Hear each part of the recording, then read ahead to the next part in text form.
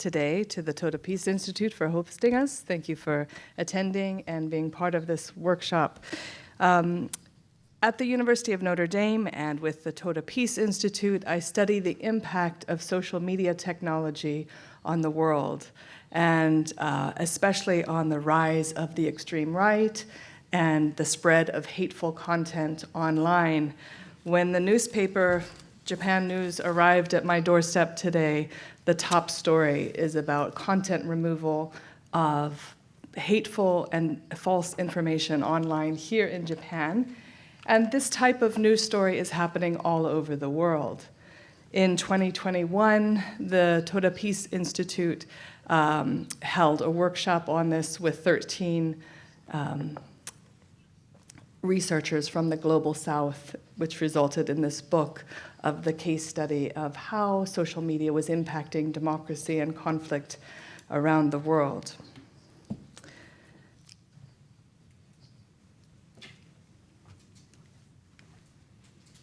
There are three main points to my comments today. First of all, toxic polarization is increasing, not just in the United States, not in just the West, all over the world in countries. Social media technology is playing a key role in that polarization, and technology can also help us to depolarize and make decisions together. I'll talk more about social cohesion in a minute. The CEO of Apple Computers, Steve Jobs, talked about computers being bicycles for the mind that amplify human energy. So if a person walks and expends the same amount of energy bicycling, the person on the bicycle goes further than the person walking with the same amount of energy. So computers amplify what we are able to do. But it's not just quite a neutral tool. The design of the technology kind of creates the road that we can bicycle on. So the affordances and algorithms, the design features are like the road, and it can point us in a direction of division and polarization, or the design of these products can help us live together more peacefully. What we know today is that digital tools can spread hate and disinformation online that spill offline. So it's like a computer is dripping the hate offline and polluting our lives. But at the same time, digital tools can also help us to build bridges online to improve what we call social cohesion, the glue that holds societies together. And that is a concept that is growing in use at the United Nations to talk about societies that work, that can function, that can make decisions together. The affordances and algorithms are the key features of the design of technology that really shape how humans behave toward each other on these platforms. Let me just explain those two concepts. An affordance is the feature of the platform or the tech product, and in social media, it's the like button, the share button, the comment features. These are the affordances which allow us to do some things, but also prohibit us from doing other things. And it's these three features that are often where the poison begins. Algorithms are the computational settings of a tech product. So the algorithms determine what we see, what content is fed to us, and each one of us on social media gets fed a unique, distinct set of information.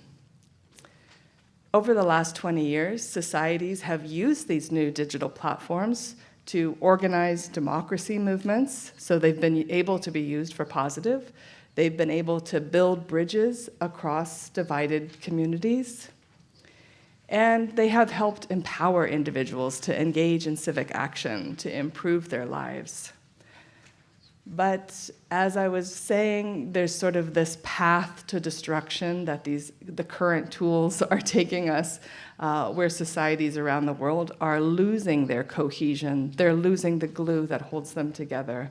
And so it's an urgent crisis for society to regulate the tools, and that includes not just the privacy regulations, but also the algorithms that need to become more transparent and need to be tuned so that they are helping us make decisions together rather than fueling the division between us. We know that digital tools can incentivize, so actually financially incentivize the division and hate for other people. We saw this with the COVID vaccine, with the COVID mask wearing, that for-profit entities were producing disinformation that was spreading like wildfire on social media and really breaking the cohesion in many societies around the world. The same is true with climate disinformation. So digital tools were being used to deny climate change and to break down the consensus of policymakers that need to be able to work together. Digital tools are not neutral mirrors. They actually distort our view of ourselves and others. So while they're not the origin of social and political division, there is wide agreement that some social media products are amplifying polarization. The Reuters news agency has done a lot of research on the impact of Facebook in Myanmar and the key role it played in fomenting the genocidal levels of violence offline. So we know that social media is a tool that can be weaponized for mass destruction. So the book, as I was showing you, Social Media Impacts on Conflict and Democracy, I have a couple copies with me today, the 13 case studies in the Global South and how local journalists sort of documented how social media was being used to divide people from each other and make it more difficult for people to solve problems together. Toxic polarization occurs when people perceive others as existential threats. They distrust and dehumanize others with us versus them narratives, and they justify the use of violence against others. So these toxic content online is spilling into the physical world.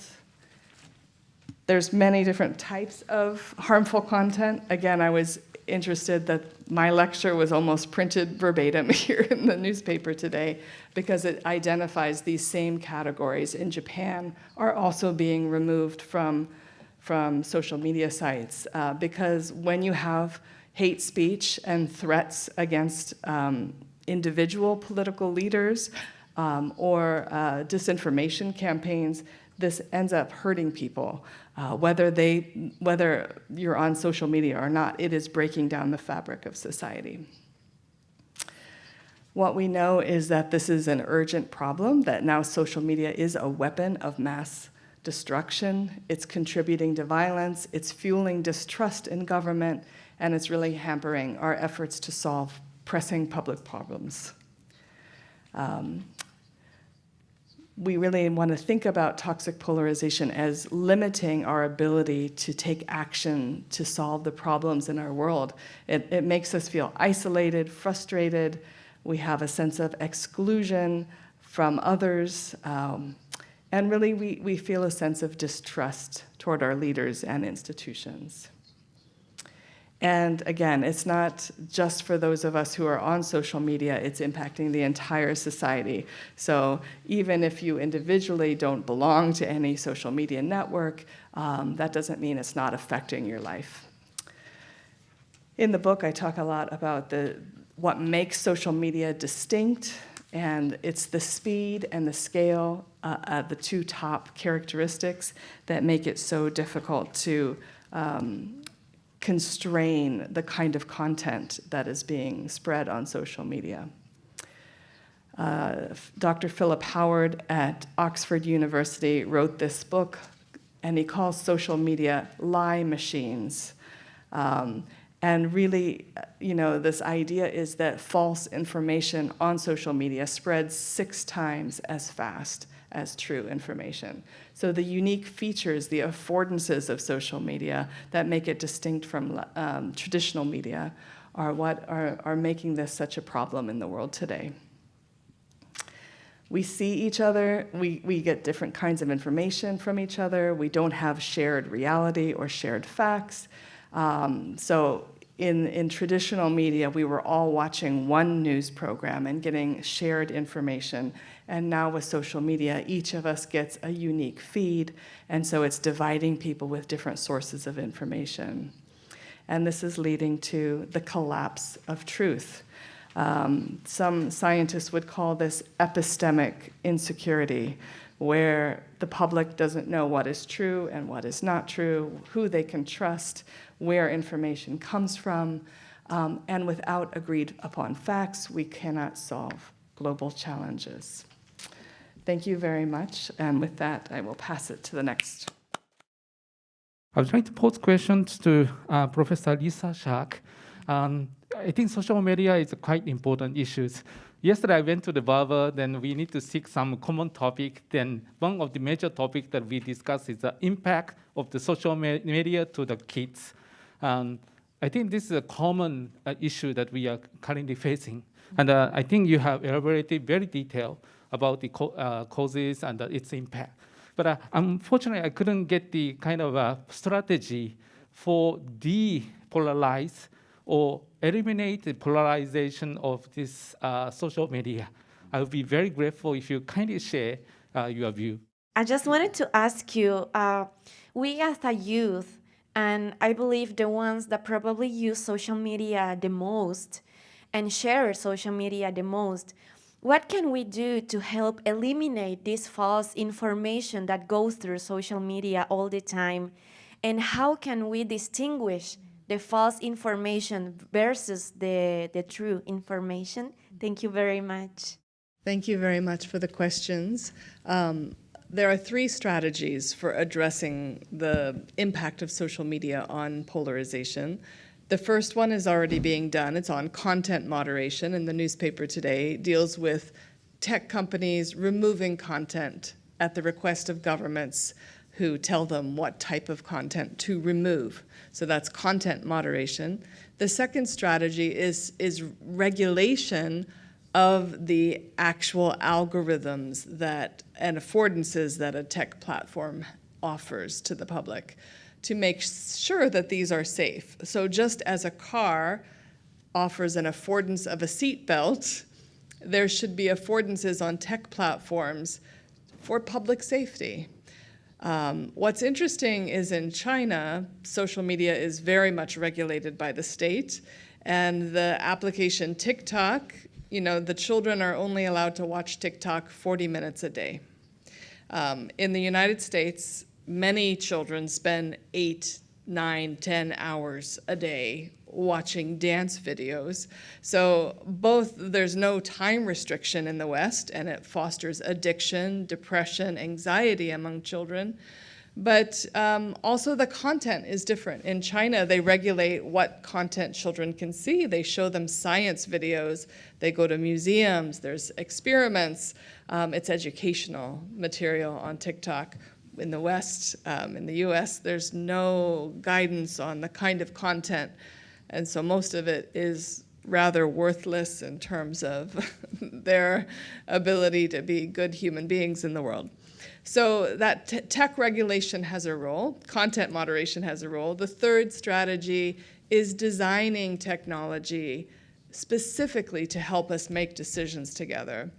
And so next month in San Francisco, in Silicon Valley, we're having a conference that Toda Peace Institute is sponsoring right there in the middle of Meta, Facebook, Twitter, all of the big companies. And they're coming to our conference and they're participating with us in exploring what is the design of some platforms that really will help humanity make decisions better. There's one platform, Polis, that's been used in Taiwan that has helped a very polarized public there make decisions on 30 different cases. That's led to policy recommendations. So it's a platform that really has algorithms and affordances that let people make decisions together.